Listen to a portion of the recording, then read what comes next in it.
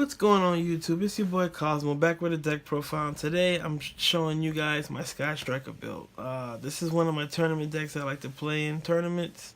This is one of my favorite decks right now going forward in Yu-Gi-Oh! I love Skies. Ray is Bay, and I love this deck. I play it pure. I don't really play all the dangers. I want Ray to do all the work because this is pretty much what she's doing. Yeah.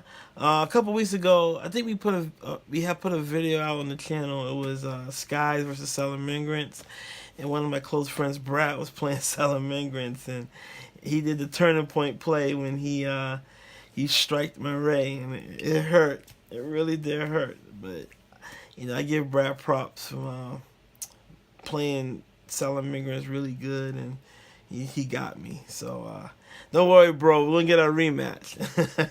But yeah. Without further ado, let me show you guys my Sky Striker build and what I play. And yeah, let's get into it. So first off, we already know Ray is Bay. You gotta play 3 Rays. To me, she reminds me of Farm Girl. She got that quick effect tag out ability, and you can go right into your mechs. Yeah, I mean, she's Ray. And of course, if you're playing like pure Sky Strikers, you gotta play 3 Ray, because she's like the only main monster that we have. Next off, then I play Hand Traps, Hand Trap City. I play 3 Blossoms. Blossom is a good hand trap in this deck. It hits almost everything, that comes this deck's way. So 3 Blossoms. Continuing on, Hand Trap City, I play 2 Ghost Ogres. Ghost Ogres I feel like is really good.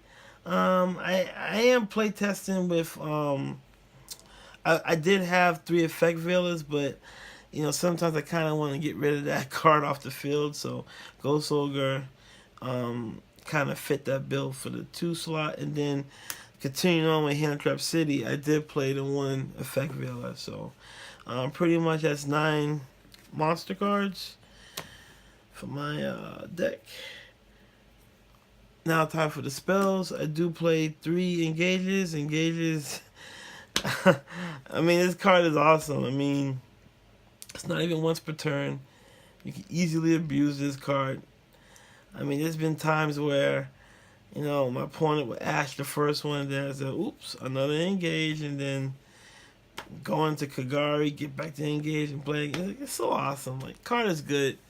Don't have to worry about the card being called by the grave or anything. So, as long as this card is at 3, you gotta play that 3. I know it's going to be coming out, being reprinted pretty soon, so that's not a good sign, when cards like that get reprinted, because banlist is going to be around the corner, so.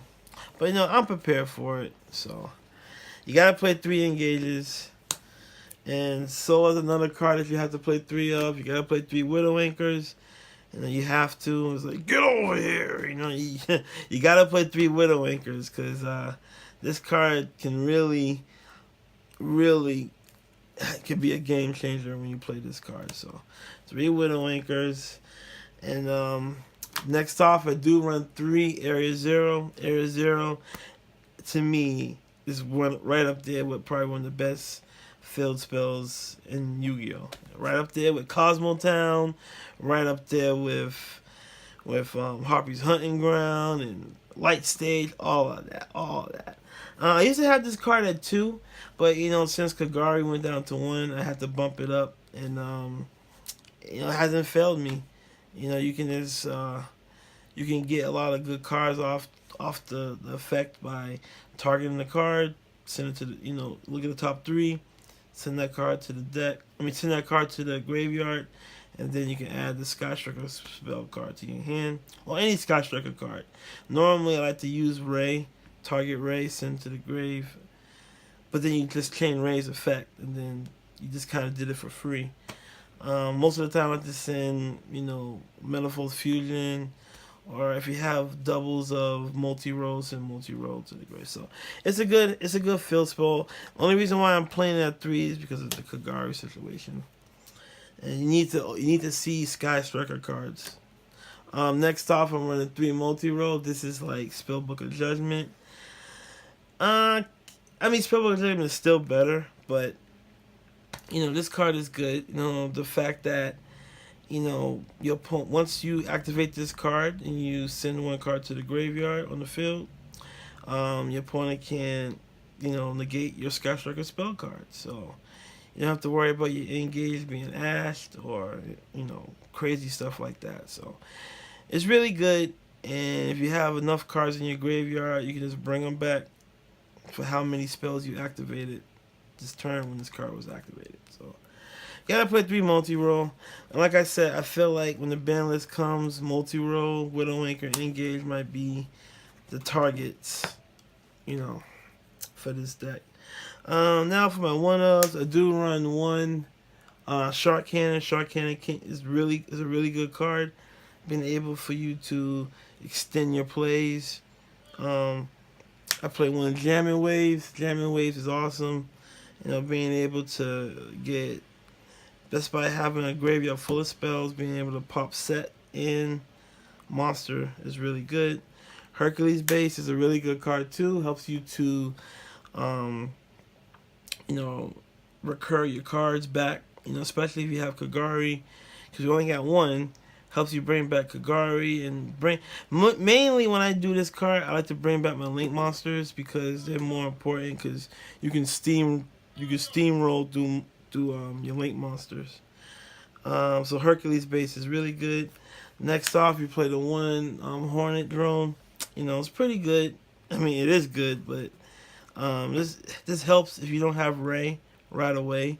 You can just use your token to go into your mech. After that, I do run 1 Afterburner. Afterburner is good, just like Jamming Waves, but it just hits any spell or trap. Doesn't matter if it's face up or face down. And this pops a monster for free. And I just wish that these 2 cards were quick plays. If they were quick plays, this deck would be awesome if it was quick plays. Well, those cards would be awesome if this deck was quick play. Next off, I play 1 Eagle Booster. I did have this card at 2, but I wanted to factor in. I had to bump the count up with multi-roll and area 0. So I did have 2 Eagle Booster at one point and 2 Shark Cannon, but this has been working out fine for me. Because like I said, you can just, if you play the deck the right way, you can just use Hercules Base to recur these cards. So, and that's it for the Sky Striker cards. Now for the support and cast. I run 2 Terraforming. Terraforming is awesome in this deck.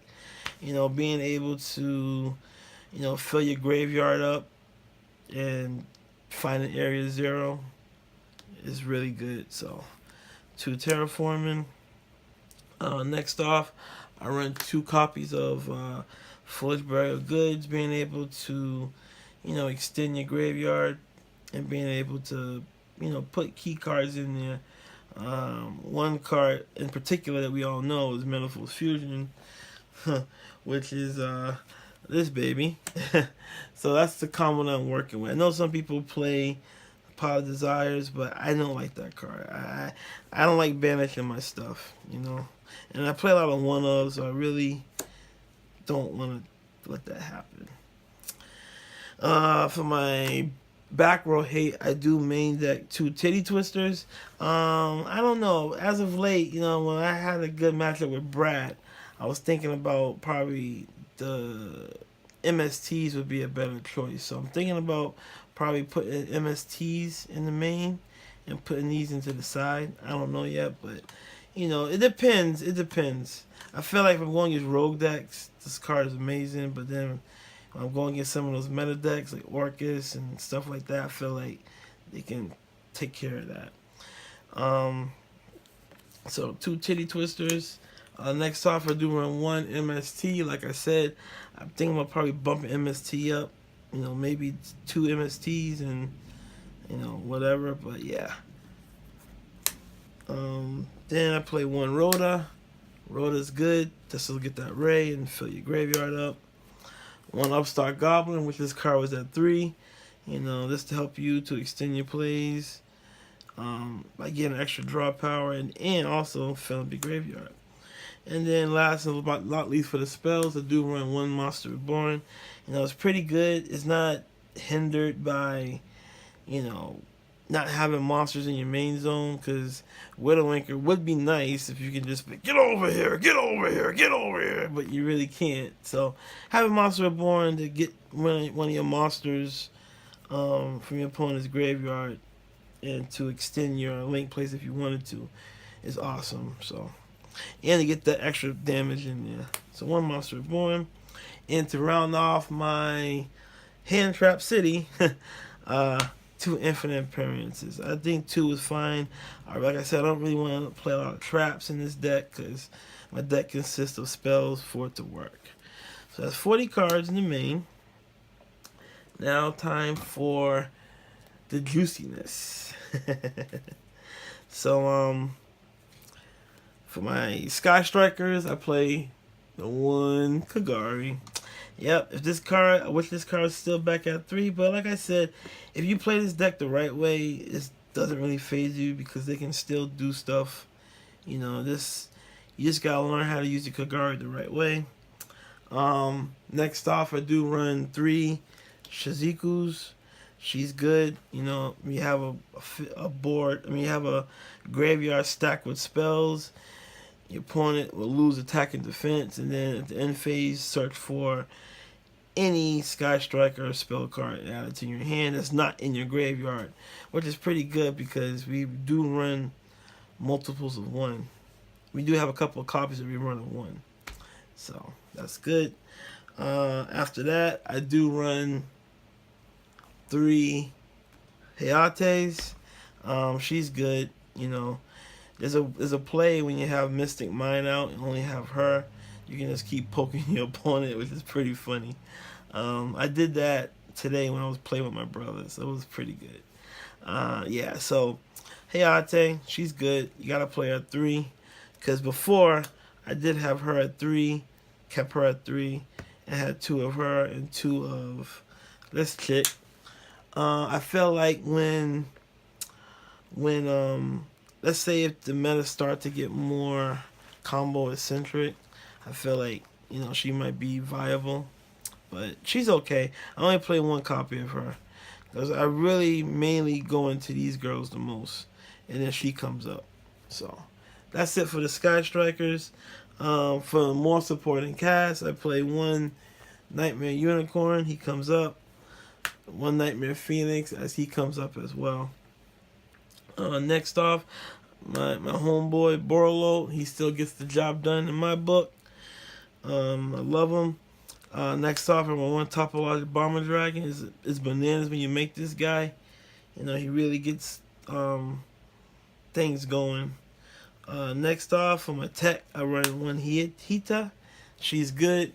Just by you able getting your Ray back, I mean getting your Kagari back is clutch sometimes, and we have Fire Monster that we can make her because we do run Blossom if we choose to do that. Next off, I do run 1 Nigirsu. Nigirsu is my MVP of this deck because the fact that he don't target, he just spins stuff back. It's awesome. You gotta love Nigirsu. And last but not least, shout out to my man Brad. To me, running this new Mech Knight guy, he's really good. When he told me about the effect, I'm like, wait a minute, he does this, and he's generic. I'm like, yeah. So shout out to my man Brad for helping me and telling me about this card. So thanks, bro. All right, so that's my extra deck. So let's get into my side. So since this is my competitive deck, I do run sides because this is the deck I go with tournaments. So I do run 2 Pertanka Tops in this deck. He's good.